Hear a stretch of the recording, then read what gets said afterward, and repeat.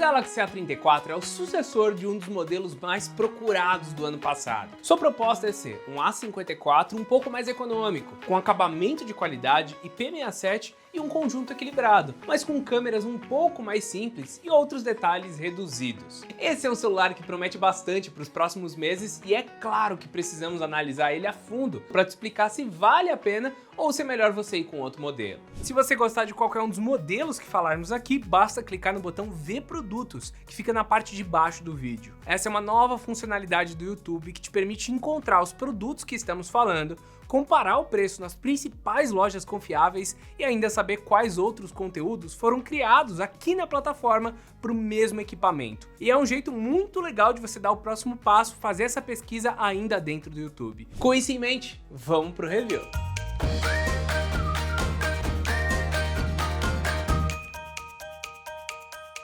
Para começar, fazia tempo que eu não achava um smartphone de linha A bonito, sério. Aquela solução do A33 e seus irmãos parecia um pouco mais barata e improvisada. Agora o A34 volta lá no A32 e resgata essas lentes direto na carcaça, com pouco volume e organizado de uma forma mais limpa, simples e elegante. Inclusive, esse acabamento brilhante dá uma sensação de que temos 3 joias aqui, será? Eu falo melhor das câmeras só no final, então continua aqui comigo. A tampa do smartphone ela é fosca e dependendo da cor que você escolher, ela pode ou não reagir à luz e mostrar novos prismas. O problema é que ainda dá pra ver um pouco das marcas de dedo e isso pode incomodar as pessoas. A lateral é fosca e nunca é fácil imitar o metal com esse tipo de acabamento, então você vai notar fácil que é de plástico sim. Porém, dá pra ficar na dúvida sobre a tampa traseira. O legal é que essa borda ela abraça o celular e forma uma proteção tanto na frente para a tela como na parte de trás, onde mantém tudo nivelado. Ainda sobre o frame do celular, podemos ver que a Samsung colocou a bandeja na parte de cima, com os botões na esquerda, em uma posição infinitamente melhor do que no A24.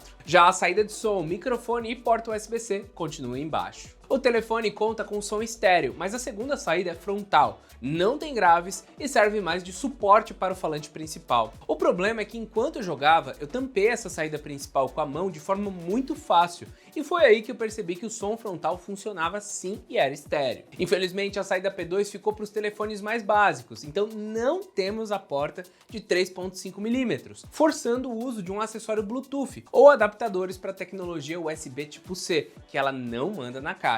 A Samsung, no início das vendas do A34, até promoveu uma ação, formando um combo de fones de ouvido TWS e smartphone. Então você comprava um, já conseguiu o outro. Com o dia dos namorados chegando, ela pode repetir tal feito. Então fica de olho aí no grupo de ofertas nosso no Telegram, que pode ser que apareça isso por lá. Mas fora dessas épocas, tem que comprar separado. O próximo passo é falar um pouco da frente do celular. E se o A34 mudou bastante no design e acabamento, ele continua quase igual na frente. O entalhe Infinity U continua para abrigar a lente frontal e as bordas estão mais espessas. Só que o queixo deu uma diminuída de leve, deixando quase tudo simétrico. Mas não foram só as bordas que cresceram. A tela passou de 6.4 para 6.6 polegadas, o que deixou o smartphone maior do que o A33 e o A32. Se somarmos esse espaço a mais que o display Super AMOLED ocupa com essa borda mais larga, dá para perceber que o aparelho ficou bem grande e pode desapontar um pouco o público, que era fã das telas pequenas, já que o A24 e o A14 não são também telefones com um tamanho pequeno. Para ter um aparelho um pouco menor, você ia ter que pagar mais caro e apostar numa linha M54. Voltando para as especificações, além do Super AMOLED, a Samsung colocou 120 Hz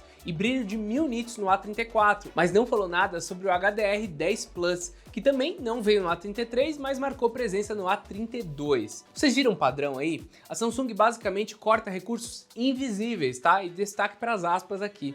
E ela vai investindo em novas soluções que o público vai enxergar e gastar mais. Na qualidade, eu posso dizer que o A34 até me agradou mais do que o A54. O modelo mais caro dá uma impressão de que existe um espaço entre o vidro e o AMOLED, coisa que eu não percebo aqui com o A34. Quanto à cor e qualidade, eu não preciso me estender tanto. A resolução é Full HD Plus e é um padrão para essa categoria, que atende muito bem todos os usuários. Você não enxerga pixels, não temos cores lavadas, não há problema com preto e o branco não tende nem para o azul nem para o amarelo, é realmente bem legal. Como a tela é grande, é muito gostoso de assistir qualquer coisa nela. O sensor de digitais está aqui e fica também numa altura que pode incomodar, por estar muito perto da borda. Porém, como o telefone é maior, eu percebi que ele acaba sendo sendo mais confortável que o A54 também nesse quesito. Ou seja, o único ponto que falta para a tela desse celular ser melhor do que a do irmão é o furinho para abrigar a lente frontal, que é melhor no modelo mais caro. De resto, ele serve muito bem e em alguns momentos pode ir até melhor. Ah, e só lembrando que se você gostar de qualquer modelo que falamos aqui,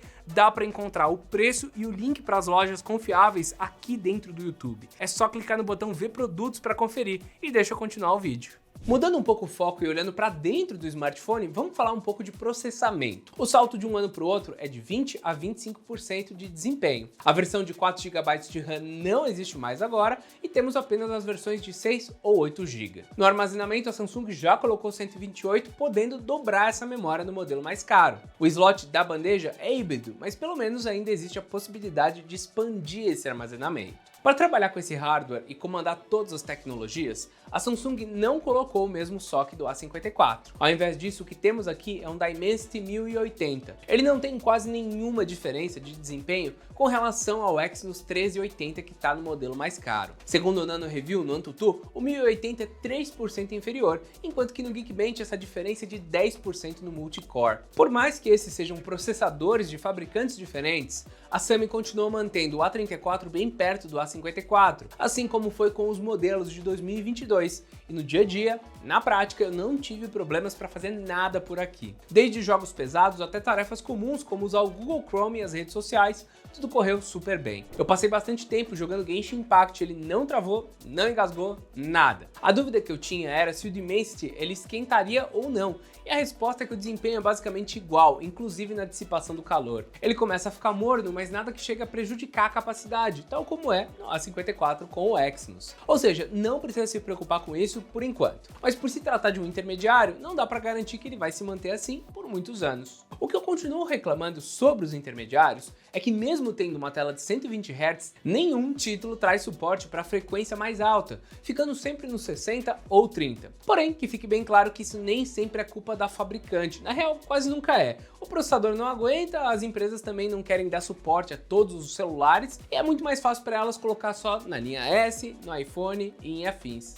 Mas se por um lado é ruim não termos uma taxa de quadros alta nos jogos, usar o smartphone com uma frequência menor ajuda a economizar a bateria e no A34 essa economia é bem-vinda. Os 5.000 mAh de bateria demoram quase 2 horas para uma recarga completa. Para ser exato, foram necessários 1 hora e 56 minutos para ir de 0 a 100%. Esse tempo é um pouco maior do que no A33, que fazia 1 hora e 45 minutos, ou algo perto disso com o mesmo carregador de 15 watts que vem na caixa. Algo que o pessoal está comentando bastante é sobre a proteção de bateria, que limita o carregamento em até 85%, e essa é sim uma opção interessante para quem quer manter a saúde da bateria por mais tempo. Você quer que seu celular dure por mais de 2 anos? Essa é uma das opções. Aliás, você que tem Samsung, você ativa essa opção? Tem funcionado para você? Comenta aqui embaixo para mim. Mas voltando para a nossa experiência nesse tópico, eu usei tudo como veio de fábrica e a experiência também foi boa. A Samsung se aprimorou muito nesse ponto recentemente e tem feito um bom trabalho na bateria dos seus intermediários. Em jogos, o smartphone até que foi econômico. O Genshin Impact consumiu 17% de bateria com as configurações que foram sugeridas quando eu abri ele pela primeira vez. Tudo no mediano e com qualidade aceitável no game.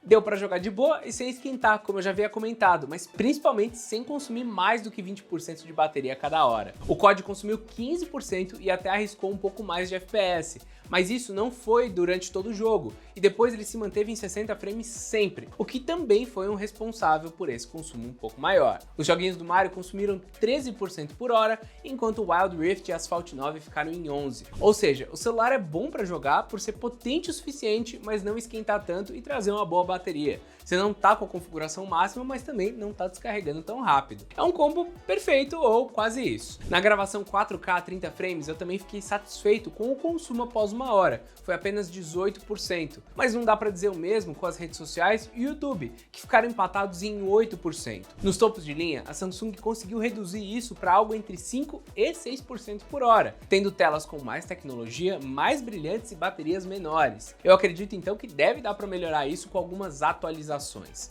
Só que olhando para o todo, o consumo tá bom e o telefone tem sim se beneficiado das otimizações da One UI. Para quem curte um sistema completo, tem várias possibilidades aqui para você otimizar esse consumo. E por falar em One UI, eu já comentei que a Samsung está com 4 anos de atualização para esse modelo aqui. Então, ele chegou com o Android 13 e vai até o Android 17 e mais um ano extra de atualizações de segurança. Então, se você costuma trocar seu telefone em um período mais longo, você espera mais para trocar e depois ainda repassa ele, o próximo dono ainda terá suporte de software até 2028. Poucas marcas estão fazendo isso para os topos de linha e menos ainda estão fazendo para os seus intermediários, então ponto para a Samsung. Mas chegou a hora da gente falar de uma parte que eu estava com bastante expectativa, mas que acabei me frustrando um pouco, são as câmeras. Os sensores wide, ultra-wide e macro permaneceram os mesmos da última geração, com o smartphone de 2023 perdendo a lente de 2 megapixels para retratos. O mesmo sensor com mais poder de processamento poderia até representar uma coisa boa, mas eu achei essas fotos aqui bem artificiais, com muita saturação. No começo eu pensei que fosse a tela do celular,